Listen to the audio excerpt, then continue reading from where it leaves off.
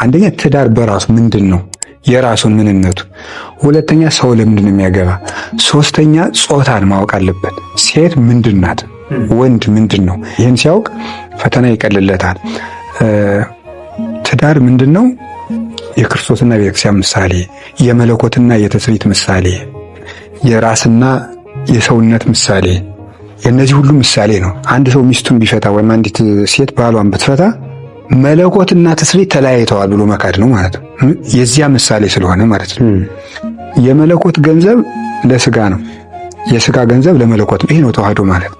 ብረቱን እሳት ውስጥ ስትከተው የእሳቱን ሙቀት ይዞ ራሱ ያቃጥላል፣ መልኩም ቀይ ይሆናል። እሳቱ ደግሞ በብረቱ ልክ ይሆናል። ከዚህ በኋላ ይሄኛው ብረቱ ነው ይሄኛው እሳቱ ነው ብሎ ማሳየታቸው በጋመበት ሰዓት ነው ምሳሌነቱ የሚመቸው እና አይለይም። ከዚህ በኋላ ይሄ መለኮት ይሄ ትስብእት የሚባል ነገር የለም። በተአቅቦ ነው ግን እሳቱ አልገዘፈም፣ ብረቱ ደግሞ አልረቀቀም። በያሉበት ነው ግን በተዋህዶ ነው የሚኖር። ነፍሳችን ወደ ስጋ አይገስም፣ ስጋችን ወደ ነፍስ አትረቅም። በተአቅቦ ነው ግን እገሌ መጣ እንላለን እንጂ ነገሌ መጡ አንልም። አንዱ ሰውዬ ነፍስና ስጋ ስላለው ማለት ልክ እንደዚህ የባል የሆነ ነገር ሁሉ የሚስት መሆን አለበት። የሚስት የሆነ ነገር ሁሉ የባል መሆን አለበት። ግን ተአቅቦን ሳንረሳ ነው። ያው ምሳሌ የመለኮት ገንዘብ ምንድን ናቸው? መላእክት ቤተልሔም ላይ ወረዱ። የስጋ ዘመዶች ደግሞ እነማን ናቸው? እረኞች። የስጋ ዘመዶች ለመለኮት ሆኑ ሊያመሰግኑ መጡ። አንድ ሆነ ማለት ነው። አሁን እንግዲህ እረኞች የመለኮትም ሆነዋል፣ መላእክትም የስጋም ገንዘብ ሆነዋል። ወደ ትዳር እናምጣው። እንግዲህ የክርስቶስ ምሳሌ አይደል? ባል የግሉ ነገር የለውም፣ ሚስት የግሏ ነገር የላትም። ቅዱስ ዮሐንስ አፈወርቅ እንደውም ምንድን ነው የሚናገረው? ይህንን ሲያብራራ አንተ ሰውዬ ራስህን በምን መጠን እንደምትሰድብ ተመልከት ይላል።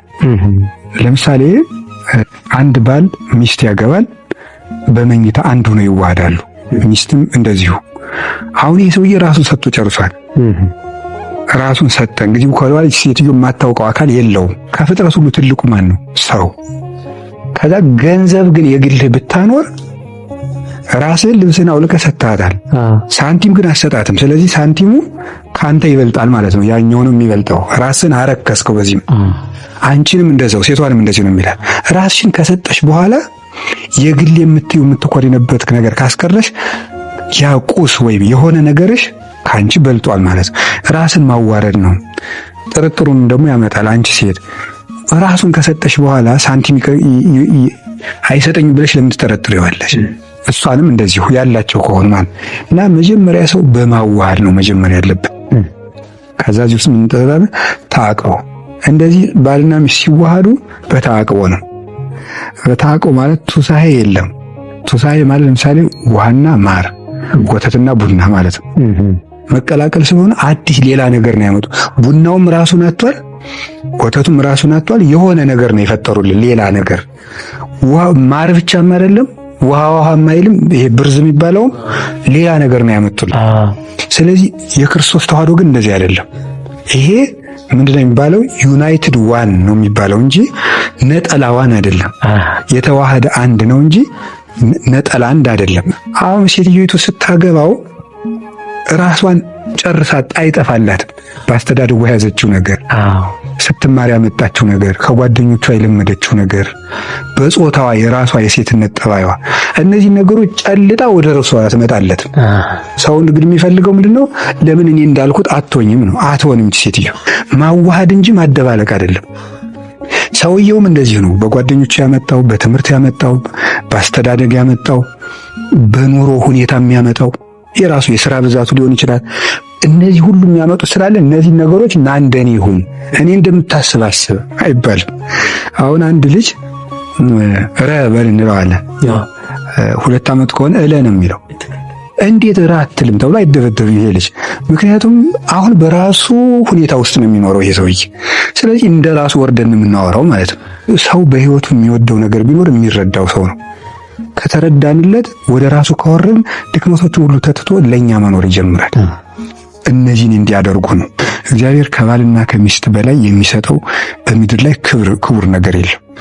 ትዳር ባይኖር እመቤታችን ራሱ እኮ አትወለድም። የትዳር ውጤት ናት ክርስቶስ። ስለዚህ እሷ ባትኖር ደግሞ ከየት ይወለዳልና ክብር ልንሰጠው ይገባል። ታዲያ ይሄንን ነገር መጀመሪያ ምን ልናደርግ ይገባል ከተባለ ቅዱስ ጳውሎስ ሁለት ነገሮችን አድርጓል። እደውኑ ያፍቅሩ አንስቲያሆሙ አንስትኒ ተአዘዝ አላምታቲክን። ሁለት ድርሻ ነው የሰጠን። እነዚህን ድርሻዎች ዝም ብሎ ያገባል ክርስቲያኑ ግን አያውቃቸውም። ሴቶች ሆይ ለባሎቻችሁ ታዘዙ። ወንድ የሚፈልገው መታዘዝ ነው ማለት ነው። እሺ ባይ መሆንን ይፈልጋል። ያንን ሲያደርጉለት መግዛት እኮ ነው በራሱ እኮ። እሺ የሚል ሰው ነው የሚገዛ። የሴት ልጅ ትክክለኛ መልኳ እሺ ነው። እሺ የምትለው ከሆነ ከዚህ በኋላ ሁሉን ነገር ባሪያ ሆኖ ልክ እዚህ በገመድ እንደሚጎተት በግ እንደፈለገች ማዘዝ ትችላለች ማለት ነው። ስለዚህ በከመ ቤተ ክርስቲያን ትትእዘዙ ለክርስቶስ ከማሁ አንስትኒ ተአዘዝ ለአንታቲከ፣ ቤተ ክርስቲያን ለክርስቶስ እንደምትታዘዝ ሴቶችም ለባሎቻችሁ ታዘዙ። ይሄን መታዘዝ አንዱ ነገር። አሁን ይሄን ግብአት ታደርግለታለች ወይ ከመፋታት በፊት? እሺ ማለትን፣ በጎ መሆንን፣ ብሩህ ገጽ ማሳየትን፣ መታዘዝን። ደግሞ በጣም የሚያስደንቀው ነገር ትዳር ይህን ያህል ቀሎ ነው እንጂ ከመዘለግዚነ ነው የሚለው። ለክርስቶስ ለባሎቻችሁ ስትታዘዙ ለክርስቶስ እንደምትታዘዙ ቁጠሩት። በዚህ መጠን ደስ ትሰኝበታለች ወይ? የእሱን ጠባይ ስትችል የክርስቶስን መስቀል እየተሸከመች እንደሆነ ትረዳዋለች። ይህንን አድርጎ መቻል ይገባል። ስህተቶችን ደግሞ አንድ ሰው አለመቆጣጠር። ሰው አየሁ ካሉት አይስተካከልም። አይቶ ማለፍን መልመድ፣ አንዳንድ ስህተቶችን ለራሱ መተው። እንደዚህ ማድረግን ካደረጉ በኋላ ደግሞ እንመጣል። አሁን የእሱ ድርሻ ደግሞ ምንድነው? የእሱ ድርሻ ደግሞ ወከመ ክርስቶስ አፍቀራ ለቤተ ክርስቲያን ከማሁ ደውኒ ያፍቅሩ አንስቲያሆሙ፣ ክርስቶስ ቤተ ክርስቲያንን እንደወደዳት ባሎች ሚስቶቻቸውን ይውደዱ። አሁን በሴቶች ወንበር በኩል ተቀምጠን ሴቶች ምንድነው የሚፈልጉን? መወደድ ማለት ነው። ስለዚህ ሁልጊዜ ማረጋገጥ የምትፈልገው ይሄ ሰውዬ ይወደኛል አይወደኝም። ሴት ወንድ እንደሚወዳት እርግጠኛ ከሆነች የሚፈልገውን ሁሉ ትሆናለች። በነገራችን ላይ በቤተ ክርስቲያን ትምህርት በተማርኩት መሰረት ለፍቅር ዋጋ የሚከፍል እንደ ሴት ያለ የለም። ይሁን ነገር ከየት ነው? አሁን 12 ሐዋርያት ሁሉ እንወዳለን አሉ። ሽቱ እዛው መቃብሩ የተገኙ ሴቶች ናቸው። በአንድ አካል እንደሚወደዱና እነሱም እንደሚወዱት እርግጠኛ ከሆኑ ፍርሃት፣ አሁን ሴቶች ፈሪ እንደሆኑ ነው የሚገመተው። በፍጹም ዋጋ ይከፍላሉ።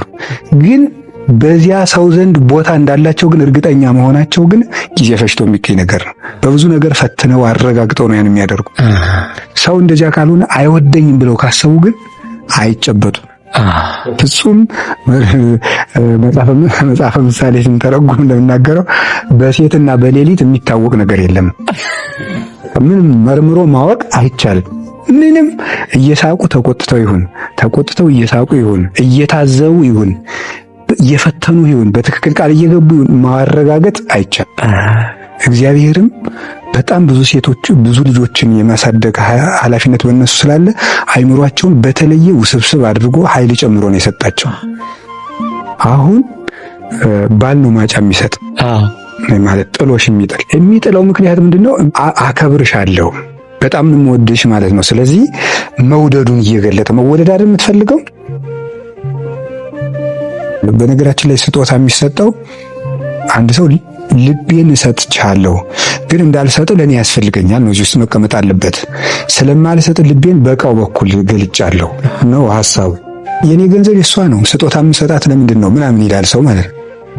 ፍቅሯቸው እንዳላረጀ እንዲገልጽላት ነው የምትፈልገው እንጂ ጠፍቷት ወይም ራሷ ወጪ አድርጋ የሆነ ነገር መግዛት አቅቷት አይደለም። ግን ትዳር ሁልጊዜ ሰርግ አድርገውት የሚኖሩት ያንን። ስለዚህ ሁልጊዜ እንዳያረጅባት ትፈልጋለች። አሁንም ልቡ እንዳለው ነው ወይ? ይሄንን ነገር ስለማያደርጉ ነው ይሄ ሁሉ ችግር የመጣውና አሁን መፋታት የሚለውን እንተውና ይሄንን ያድርጉ የሚለውን ነው የምመክረው። አንደኛ መጸለይ፣ ማመን። ላመነ ሰው እንኳን የሰው ልብ ያውሬ ልብ ይለወጣል። ዳንኤል እኮ ያውሬ ልብ ተለውጦለት ወዳጅ አድርገውታል። ትክክል። የባለቤቴ ልብ እለውጠዋለሁ ብላ አምና መጸለይ ያለበት። ይሄ ጠባዩ በፍጹም የሱ አይደለም፣ ድሮ አላውቅበትም፣ አጋንንት ናቸው እንደሚያደርጉ። ሁለተኛ መረዳት ጥሩ ነው። እኔ መረዳት የሚባለው ነገር ምንድነው? ሰው ለምን ይሳሳታል የሚለውን ማወቅ። አጋንንት ናቸው እንደሚያሳስቱት። ሁለት የስጋው ፍላጎት ያሳስተዋል። ሶስተኛ ደግሞ አለማወቁ ያሳስተዋል። አራተኛ ደግሞ የመንፈሳዊ ብስለት ደረጃው ለጋ ስለሆነ ይሳሳታል። እነዚህ ነገሮች ግምት ውስጥ አስገብቶ ይቅርታ ማድረግ እና ቃላትን ማለዘብ፣ ልዝብ ቃል ቁጣን ታበርዳለች ይላል ሰሎሞን። ትክክል። ከመፈካከር ይልቅ ውይይትን መምረጥ እንደዚህ የምናደርግ ነው መልካም እንጂ ተፋቱ አልልም እኔ። ከመጨረሻ ላይ ግን ፍች የሚፈቀድባቸው ምንድን ናቸው ነው? ባልናገራቸው ይሻላል። ይሄን ባልናገራቸው ይሻላል የሚለውን ጭምር ሰው እንዲሰማው ስለፈለኩ ነው። ለምንድን ነው እንደዚህ የሚልበት ምክንያት ሰው ለበጎ ነገር የሚጠቅም 1000 ተነግሮ የሚያጠፋ አንድ ከተገኘ እሷን ነው። በቃ እንደዚህ ከሆነ ያጠጋጋ እንፋታ ነው የሚለው እዚያ በኋላ ሰው ማለት ነው። ምክንያት ፈልጎ መኖር ነው እንጂ ምክንያት ፈልጎ መፋታት ልክ አለ። እግዚአብሔር ትንታችን ኢንቴንሽን የሚባለውን ጭምር ነው የሚያየው፣ ውስጥን ጭምር ነው የሚያየው እንጂ ዝም ብለን የምናደርጋትን ብቻ የሚያይ እንደኛ ዝም ብሎ አይደለም። የምናደርግባትን ምክንያት ብልጣብልጥነታችን ጭምር ያውቃታል እሱ እና መጠንቀቅ ጭምር ስለሚያስፈልግ ለማለት ፈልጌ ነው። እና ምንድነው መፋታት የሚቻለው? አንድ በክህደት፣ ሁለተኛ በማይድን በሽታ ሰውየው ፈቃደኛ ከሆነ አግብተሽ ኑሪ እኔ አልሆነልኝም ያንቺን ሕይወት ጨምሬ እንዲህ አላደርግም ብሎ እሱ ከፈቀደ እንጂ ሰነፈች፣ ቀጠነች፣ ከሳች ብዬ አልፈታትም የሚለው ሲገለበጥ ለወንዱም ይሰራል እና ታመመ ደከመ ብሎ አይፈታም። ስለዚህ የሚያፋታው አንድ የሃይማኖት ክህደት አንዱ ነው፣ ዝሙት ሁለተኛው ነው። ለምሳሌ አሁን አንድ ሰው ታስሮ ተገዶ ዝሙት ሊፈጽም ይችላል። ያንን በዝሙት ስለሚባገባ ሚስቴር በላይ እንዲሆኛለሁ ከባሌ በላይ እንዲሆኛለሁ ብሎ መፋታት የለባቸውም። ሰውየው ወይም ሴትዮዋ እንዳያውቅ አድርገው ንስሐ መግባት ነው ያለባቸው። ሳይገባሉ ይቀጥላል ይሄ ማለት ነው። ተገዶ የሆነ ነገር ካለ መናገር ግን የለባቸውም። ያ ማለት እየሰረቁ የሚሰሩትን አይደለም፣ በችግር የሆነባቸውን ማለት ነው። አንዱ ዝሙት ያፋታል። ሶስተኛው በጎ ነገር እንዳይሰሩ ሁልጊዜ እንቅፋት የሚሆን ሰው፣ ድካም ያለበት ሰው አይፈታም። ለምሳሌ እንጸልይ ይደክመዋል፣ ያን ሰው ማበርታት ነው እንጂ ሊፈቱት አይገባም። ግን ሴትዮቱ ልጹም እያለች ባይጾም አንሶ ከኔ ጋር ካልፈላሽ አንቄ ነው የምጥልም የሚል ቤተክርስቲያን ትሄጂና እግርሽ ነው የምሰብረው የሚል ሰው ካለ እንደዚህ አይነት በጎ ነገርን ራሱ ከመስራት አንሶ የማያሰራ ሰው ይፈታል። የማቴዎስ ወንጌል ምዕራፍ 6 ላይ ዓይን ብታሰናክልህ አንተ ካንተ አውጥተህ ጣላት። ማቴዎስ 18 ላይ ተናግሮታል። ሁለቱም ወንጌል ምዕራፍ ላይ ዓይን የተባለች ሚስት ናት። ብታሰናክልህ ማለት የጽድቅ እንቅፋት ከሆነችብህ በቃ አትጾምም አንተም አትጾም፣ አትጸልይም አንተም አትጸልይ የምትል ገንዘብ ልትሰጥ ለድሃ አይሰጥም እንኳን ሌላ ሎሚ ከሁለት የምትል ይላል በአተታ ሲተረጉሙት። ሲገለበጥ እንዳይን ብለ የምትወጁ ባልሽም በሴት አንቀጽ ይናገረው እንጂ ለወንድ ማለት ነው። ይሄ ግን ታዲያ ምን አለበት? መጀመሪያ ብቻውን መነገር አለበት። በወንድም የሚበድልህ ብቻ ነገረው፣ ከዛ ጓደኛ ይዘህ መከረው የሚለው ጌታ ያላት እቺ ሁሉ ከዛ ንስሐ አባትን ከዛ ደግሞ ንስሐ አባት ባይገባ በጉባኤ ካህናት ጭምር ተሰብስበው ሁሉ ሊመክሩት ይገባል።